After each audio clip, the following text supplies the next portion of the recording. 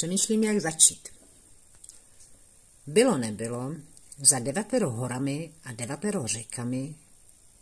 Ne, tohle nebude pohádka, co vám budu vyprávět. Je to skutečný příběh, který se odehrál před 10 lety. Bylo krásné léto, slunce pálilo a nás bylo 10, kteří jsme místo opalování se u moře pracovali na projektu, který vám chci v tomto videu ukázat. Jednalo se o loutky pro muzikál Robin des Bois, který se chystal v Paříži, a my jsme si tuhle práci opravdu užili. První e-mail přišel 10. května. V následujících mailech jsme se dozvídali, co všechno je třeba vyrobit a v jakém počtu. Obrázky a informace lítaly mezi Prahou a Paříží až do konce června, než jsme si konečně vyjasnili, na čem máme vlastně začít pracovat. A tak nám zbyly 2 měsíce na výrobu, protože na konci srpna už to všechno muselo být v Paříži na zkouškách. Premiéra byla plánovaná na konec září.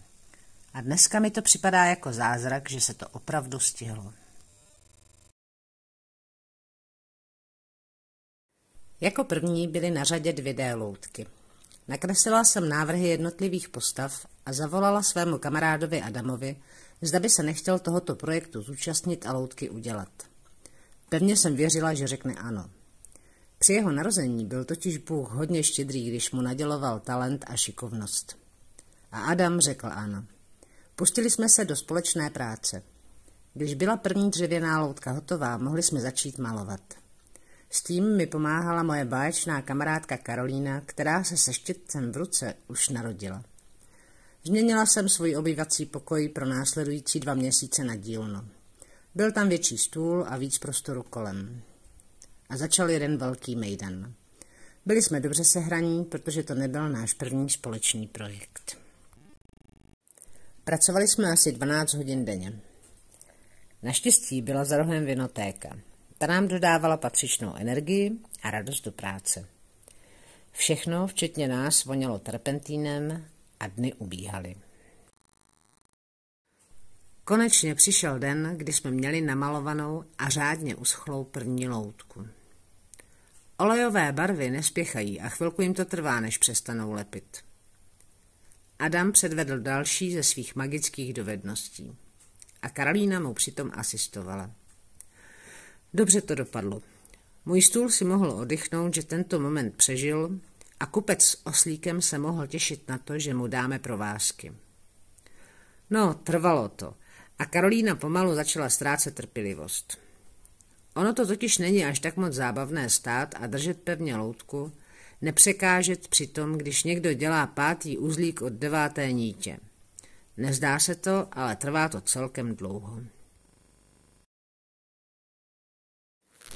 Kupec hýbe řádně rukama, oslík chodí a jeho hlava se zvedá nebo klaní. A je to hotovo. První loutka je na světě a můžeme si ji odškrtnout ze seznamu. Další na řadě byli rytíři.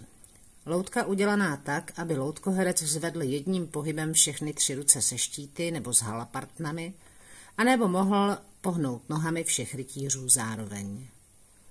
Skupinka kupců měla za úkol přijít na scénu a první z nich měl odhodit měšec, který držel v ruce.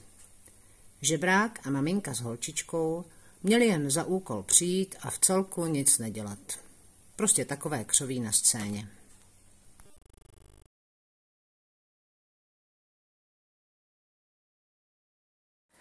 Na konci června přiletěl z Paříže do Prahy Scott. Vzala jsem ho bez nároku na oddych hned do dílny ke Zdarovi a jeho synovi.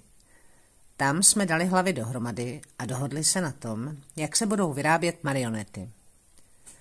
Měly to být kopie herců, kteří hráli hlavní postavy v muzikálu. Požadavek byl překvapivě ten, že si mají skutečně být podobní. Žádná stylizace nebo karikatura, ale skutečný portrét. Tím pádem Zdar rozhodl, že se hlavy udělají z hlíny a teprve až budou tyto modely schválené, tak se odlíjí z umělé pryskyřice. Zbytek loutek byl řezaný z lipového dřeva. Zavěšeny měly být na drátě a ne jenom na provázech, protože herci, kteří je měli ovládat, nebyli profesionální loutkoherci.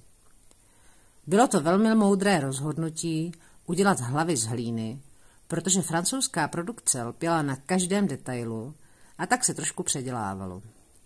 Se dřevem by to totiž tak snadno nešlo.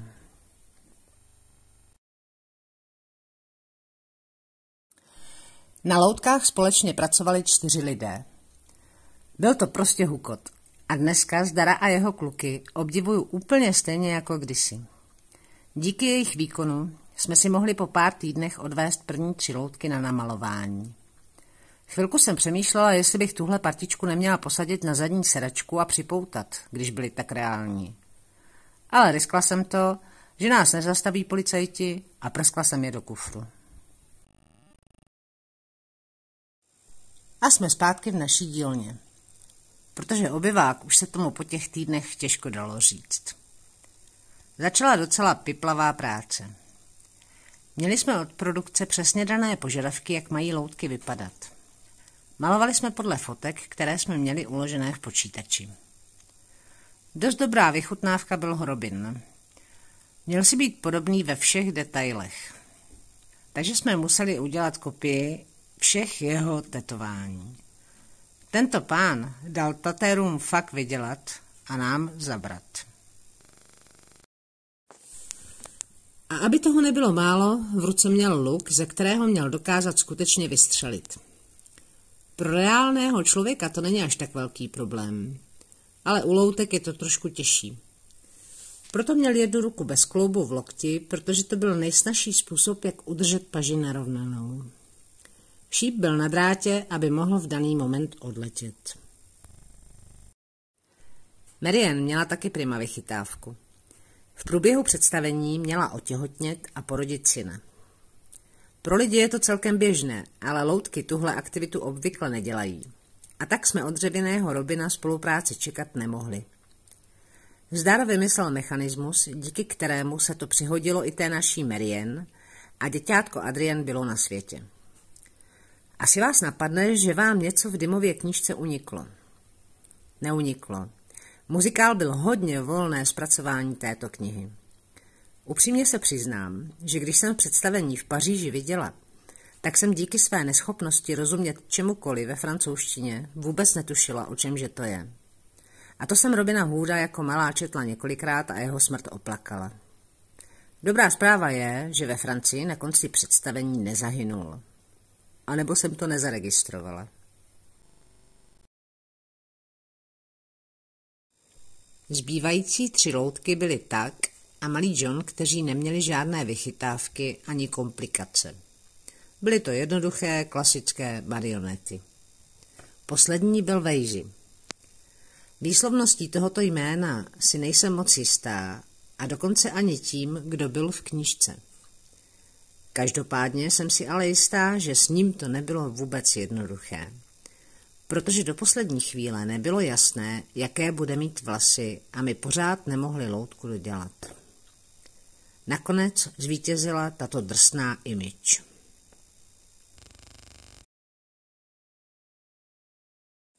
A pak přiletěl z Paříže Laurent na kontrolu a poslední úpravy. Řekl mi: zavři oči a nedívej se. Jdu zničit loutky, které jste udělali. Měli totiž vypadat tak, že mají už hodně odžito a dlouhou, strastiplnou minulost za sebou. Oči jsem otevřela a v destrukci krásných nových loutek mu pomohla.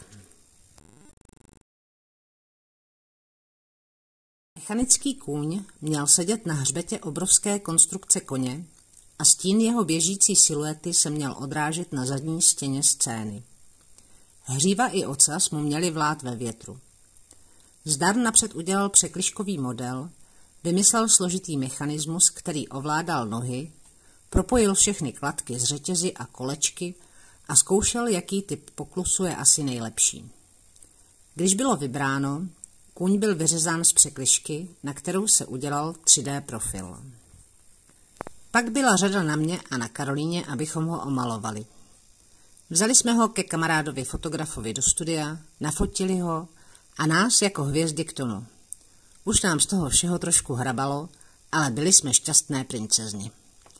A pak už mohl kůň s přesnými instrukcemi zazářit v Paříži. Mohl, ale nestalo se tak. Nakonec se vůbec nepoužil a jeho naděje na slávu skončila dřív, než vůbec začala. I takové věci se stávají.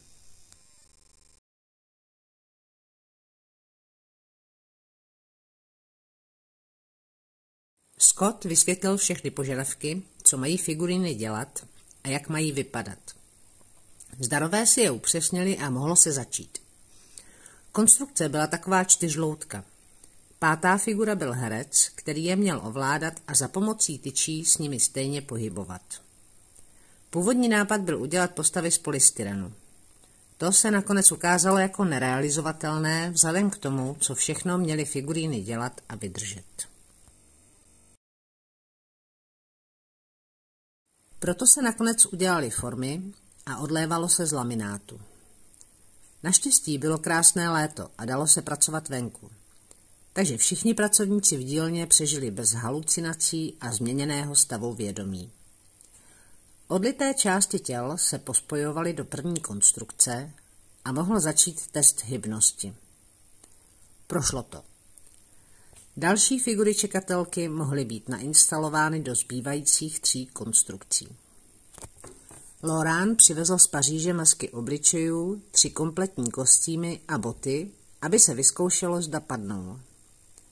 Zbytek se potom oblékal až v Paříži. Bylo zbytečné vozit všechny do Prahy a pak zase posílat zpátky. Další test byl s již téměř hotovými loutkami. Byla to docela váha.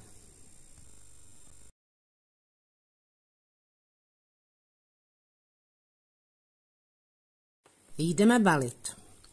Napřed se loutky obalí bublinkami, mnoha vrstvami bublinkové fólie. Pak se ještě jednou pro jistotu zabalí do lepenky, trochu se podpoří sociální kontakty s těmi, co se ve Francii budou dobývat do opravdu precizně zabalené zásilky. Ne, není to tělo mrtvého mafiána. Věřím tomu, že na letišti to udělalo pár lidí nervózních. Lauréna to ale bavilo. O nějaký čas později se naložily i konstrukce. A my si konečně můžeme spokojeně oddychnout. V Paříži už se tisknou plakáty a chystá se velká premiéra. A takhle to tam vypadalo. Pokud byste chtěli vidět víc, na YouTube si můžete najít celé představení.